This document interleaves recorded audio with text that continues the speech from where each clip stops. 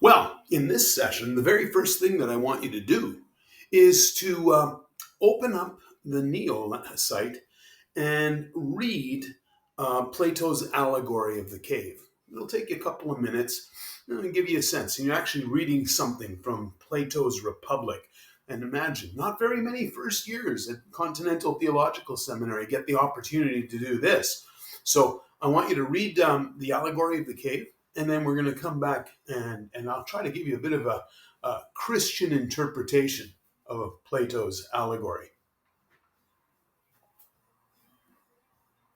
Well, I want to, for a few moments, consider what a Christian interpretation of Plato's cave might look like. And I want to do it in 4 points. The first is simply this: the human view of reality is limited, distorted, and unreliable.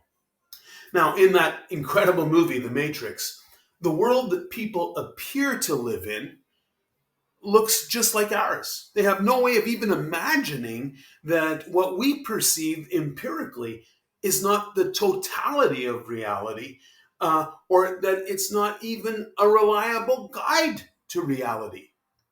Like the prisoners in Plato's cave, they don't even know that they're prisoners. The view from the cave is limited to only what passes between the backs of the cave people and the fire that's behind them, and no more. That's all they know, is those shadows on the wall. Because that isn't a particularly faithful representation of even that reality, it is literally only a shadow. But in the cave, shadows is everything that they know. And how could one make wise or right choices with this kind of perspective? And yet, of course, we do what we can in this fallen world. Christianity, of course, proposes that we live and are bound in this cave because of something from which we cannot possibly free ourselves, just like those prisoners in the cave are bound by shackles. We've got a problem called sin. Now, the second point is this: the only way out depends on a deus ex machina. How could one free oneself from the cave if one wasn't even aware that it was a limited experience of reality and all that is? Even worse, they're chained in the cave with no ability to explore beyond what they see. Now, Plato simply asks, what if one were freed? What if one were freed from the cave? But how could this freedom come unless someone from outside of the cave came into the cave to deliberately set that one free? Isn't that the gospel? Didn't someone come from beyond our brokenness? A God from outside the machine, a deus ex machina, a grace extra nos, that is from beyond us, from outside of us? Isn't that what the gospel is about? That we had to be freed from outside of us. Third point is simply this: the release is transformative. You see, as soon as people get outside the cave and begin to see reality for what it is, well, how many of you understand? You can't unsee truth. You can't unknow what you have come to know. And Plato says that the brightness of the sun burns the eyes of those that have come out. In fact, that person will see at first more easily by the light of the moon, but eventually, we begin to see clearly by the light of the sun. You see, the transformation is something that's worked by the Son of God from outside of us. And he changes the way we see reality. He changes what we see and what we understand. And we can't go back to that old way of seeing and thinking once that thing has really happened to us. The release is transformative, and the return to the cave is problematic. You see, now that he sees a reality that his friends don't, this changes everything. I mean, that's what it was like for me when I first became a Christian at the age of 19. Everything changed. He no longer values the things that they do. He doesn't chase after the honors or the approbation of their world. And they can't understand a thing he says. Like Socrates, before the elders of Athens, he's found guilty of subverting the morals of youth and introducing new gods. And yet, it's not a new God I'm introducing. I want to introduce you to the real God. You know, it's thought that 11 of 12 disciples of Jesus, and Paul also, eventually faced martyrdom for their witness to Christ. And even you and I have tasted scorn or ridicule of those that we have tried to introduce to Jesus. And so here's a way that we can read a pagan philosopher and find insights that help us to reconsider dimensions of our faith. And it's an incredible illustration, just like the movie The Matrix is, an incredible illustration that can be used to communicate to people who have no understanding of what we're really trying to talk about when we're sharing Christ. Well, you'd almost think that Plato was a Christian, and of course he's not. So I want us to consider for a few moments Platonic ideas that are inconsistent with Christianity. Without making too fine a point, there are at least three major areas where Platonic ideas are essentially inconsistent with Christian theology. The first of these is pretty basic: metaphysical dualism. Inherent in Plato's thought, there are two things that are eternal.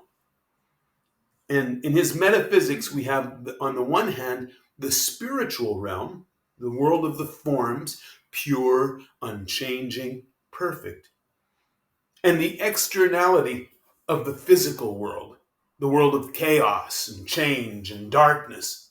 It is this world that is acted upon by the demiurgos, or the artisan, and it is transformed into a flawed image of the world of the forms.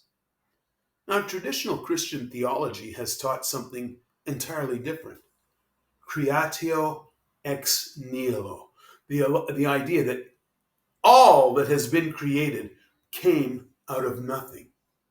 And so God is the only one who is eternal, and everything else, all existence and reality, is outside of him and is created and temporal. But in Plato's cosmos, there are two uncreated and eternal realms: the world of the forms and that chaotic physical world that the artisan shapes but does not create. We might call that creation ex materia, creation out of material that already exists. But whatever we see in Plato, it's different than the fact that there is a creator outside of all creation who has made everything out of his divine will. Secondly, along with this metaphysical dualism, Plato postulates a dualism of soul and body. One of Plato's most enduring but troublesome legacies among Christians is his dualistic view of human beings. According to Plato, man is a soul and only has a body. In fact, humans are imprisoned in their bodies. And from these kinds of ideas in Plato, both asceticism, that is a disciplined denial of the body, and on the other hand, a kind of otherworldliness, a kind of mysticism, are the result. Neither of which are really endorsed by Orthodox Christianity. And for Plato, you'll remember that knowledge is found within the person. not from learning, but from remembrance of past lives, even pre-incarnate lives. So by dualism of the body, we mean that the physical body will always be caught up in this flawed, less than physical realm. But the human spirit is eternal and linked to the disembodied realm of the forms. Sometimes this Platonic body-soul dualism has infected Christianity, where we imagine freedom from the flesh, from the body, is a liberation from this sinful, corrupt being, this sinful, corrupt physical realm. And on the other hand, that it will lead us to a heaven of disembodied spirits who are simply worshiping God for all eternity. But that's not what Orthodox Christianity teaches. Christians believe that the physical part is a part of God's good creation. It may have fallen, but it's sanctified by the incarnation. And we proclaim a belief in the physical resurrection of the dead. Now that's a far cry from Platonic dualism. Finally, nowhere does Plato imagine an eternal, infinite, or personal God. And so his finite notions of the artisan or the prime mover or the unchanging eternal forms, well, they're in no way related to Yahweh, the triune God of the Bible. Now you'd think, okay, well then done with Plato. Not so fast. We're not done with Plato.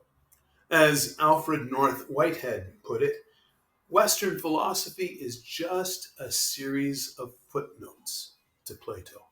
And so we'll be visiting him again and again in the rest of this course. Well, in a few moments, we're going to pick up on Aristotle and take a briefer look at his thought.